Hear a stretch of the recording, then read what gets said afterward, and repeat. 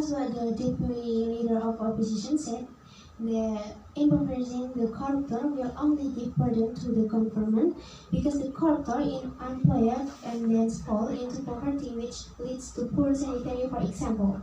In my point of view, first, impoverishing is one of the best justice system for the corruptor. That is because if they are not impoverished, the corruptor and perhaps their family or friends will enjoy the stolen money or for something unnecessary just to pleasure themselves. Here, we would like to emphasize more on of the solidarity bills, like the money that should be used for building public facility is on the other hand corrupted and used for luxuries. This is impro- this is something immoral that we want to hinder.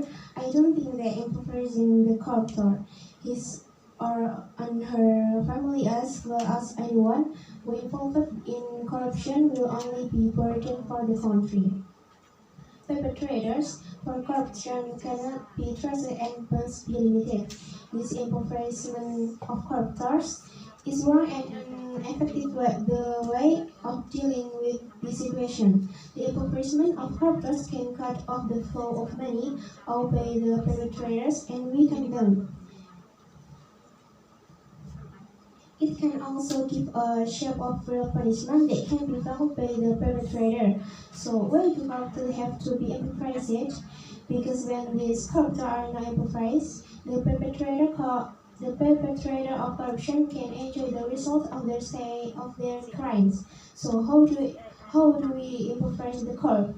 Namely by exercising assets and revealing criminal acts of money must be applied to corruption case. Loss of the property can be unpleasant consequence, which is one of the important elements of the punishment. As a result, this kind of life can change if initially the perpetrator can live comfortably with his wealth. After the perpetrator may fall into poverty. With this impoverishment of corruptors, will make state officials be careful in cleaning it up. When there are officials who become wealthy and large quantities, can threaten himself if he can explain the origin of the property, or they can reward their wealth to the official. The impoverishment of corruptors does not mean no to forbid officials from seeking wealth. However, with the impoverishment of corruptors, they actually force and teach officials to more responsible for the asset burn. And secondly, rehabilitation may not work well. We have seen many people in the prison. For example, Setia Novanto case when Najwa Shihab and her team investigate his room, we see that the rehabilitation did not make him realize what he did.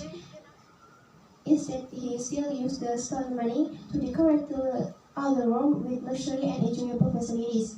That is why rehabilitation will not work efficiently, except if there are highly restricted people towards them. But I think rehabilitation will give efficient results. With highly restricted officer under highly restricted surveillance, this will work. There are some steps that could be arranged to make sure this rehabilitation for corps works. For instance, they work for some years for community dedication, just to say like helping in food distribution for the poor community. Thank you.